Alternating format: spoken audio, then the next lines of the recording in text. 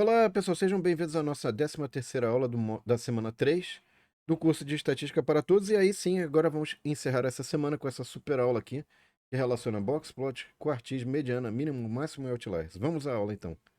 Vamos lá. Então, box plot, pessoal, é um gráfico que é bastante importante, ele aparece em uma série de situações.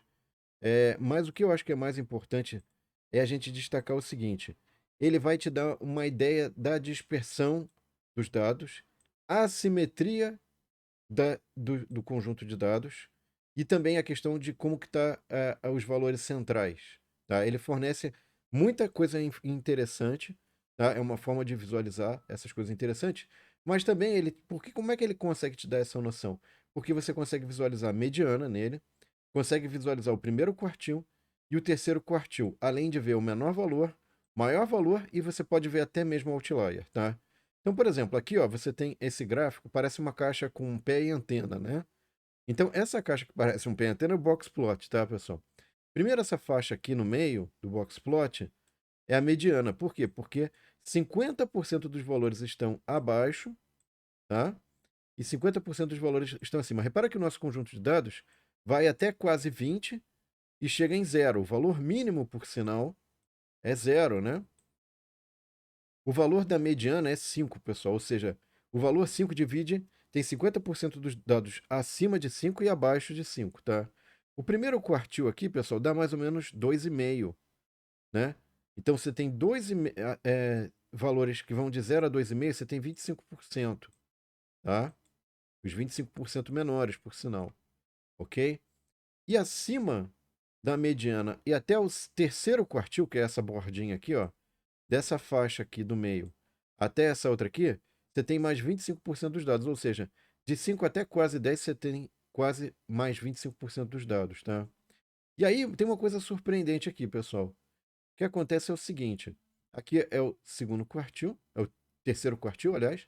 Daqui até aqui você tem mais 25% dos dados, tá? E acima disso, ou seja, acima do valor 20, você tem um outlier.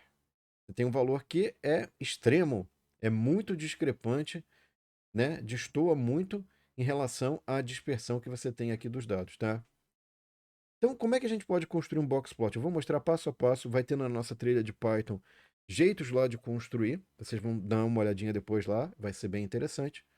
E aí o que acontece aqui, pessoal? Eu ponho primeiro a tabela aqui em ordem crescente. Os dados eu ponho em ordem crescente, né? Eu tenho os dados brutos, eu coletei ali na ordem.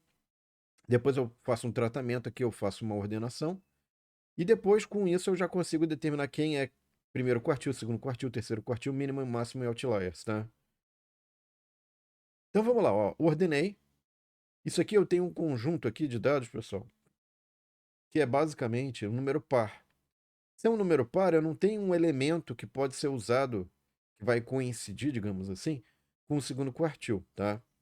Então, esse cara daqui, esse Q2, que a gente está vendo aqui, ele tem que ser calculado, que é o segundo quartil. Como é que eu calculo? Eu pego o 12, o 13, faço a média, dá 12,5. Lembra aí que os quartis eles não precisam ser valores que estão contidos no conjunto de dados, tá, pessoal? Assim como a média, né? Lembra disso. Então, aqui, ó, eu tenho 12,5.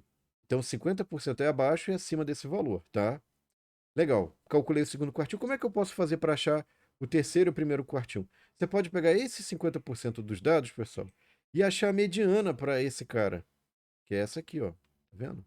Vai dar aqui, ó. A mediana desses 50% vai ser o seu Q1, vai ser o valor do primeiro quartil.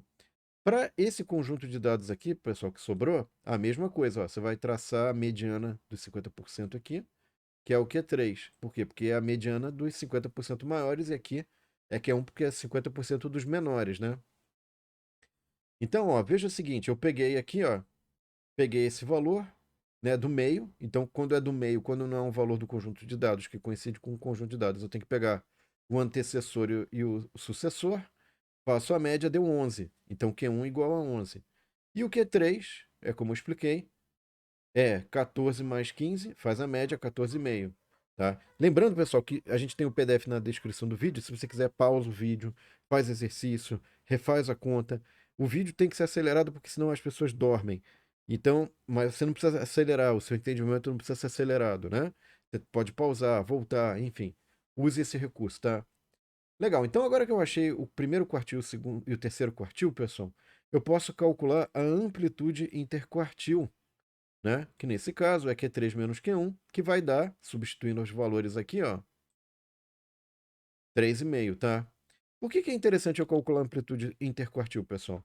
Porque eu posso pegar Q3 mais 1,5 amplitude interquartil e obter um valor máximo que eu garanto que não é outlier. Então, se tiver um valor que vai até 19,75, isso não é outlier.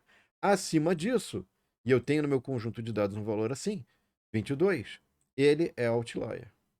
Da mesma forma, pessoal, eu posso calcular outlier como? Eu pego Q1 menos 1,5 amplitude interquartil, que dá 5,75. Se eu tivesse um valor abaixo disso, eu teria um outlier só que para limite inferior, né? Tá? Como é que eu pego essas informações e faço o gráfico de boxplot? Como é que o computador faz? Ou como é que eu faria isso na mão? Tá? O gráfico de boxplot. Lembra aí que você tem três coisas importantes no gráfico de boxplot. O Q1, o Q2 e o Q3. O Q2 é a faixinha do meio, do corpinho ali do boxplot, tá? Da sua caixinha. Fiz a caixinha aqui. O valor mínimo, pessoal, é 10, porque no conjunto de dados é o menor valor que eu tenho, tá? E o valor máximo é 17. Por que que eu não botei 22? Porque, de acordo com a amplitude interquartil, só pode ser o valor até 19,75. Então, se você voltar aqui, ó, tá vendo? O 17 é o último valor antes de 19,5, tal que ainda pode ser considerado que não é outlier, tá? O 22 é. Então, na hora que eu for fazer o gráfico, o que que vai aparecer? Vai aparecer o pezinho aqui do boxplot, a anteninha, e acima da anteninha tem o outlier lá, porque, enfim, é o valor que está fora está muito longe, está muito disperso em relação ao conjunto de dados, tá? Tá acima de 1,5, Q3 mais 1,5 amplitude interquartil. Tá muito além disso, tá? E aí você faz o seu boxplot. Esse aqui é o boxplot, tá vendo? Eu fiz o boxplot deitado, né, para ficar fácil de ver a escala aqui, ó, de 0 até 22, que é a escala dos valores. E aí você desvira ele e ele fica em pezinho, que é normalmente como é que a gente apresenta o boxplot. É esse jeito aqui, tá? É desse jeitinho aqui que você vai visualizar, inclusive usando Python. Bom, pessoal, espero que vocês tenham gostado. Não esqueçam de curtir e compartilhar para que mais pessoas tenham acesso a esse conteúdo. Lembrando que tem na trilha paralela de Python, a gente faz as atividades, tenta fazer isso passo a passo, tá? Usando Python. Acho que é bem legal. E é claro que a gente depois tem que validar o que foi feito em Python com um manual. Por isso que eu sempre, a gente na teoria faz o manual, porque depois para validar programa, para validar as coisas, tem que fazer o manual primeiro, tá? É isso, obrigado aí. Terminamos essa semana, vencemos essa semana. Espero que vocês tenham gostado, pessoal. Próxima semana teremos mais coisas interessantes.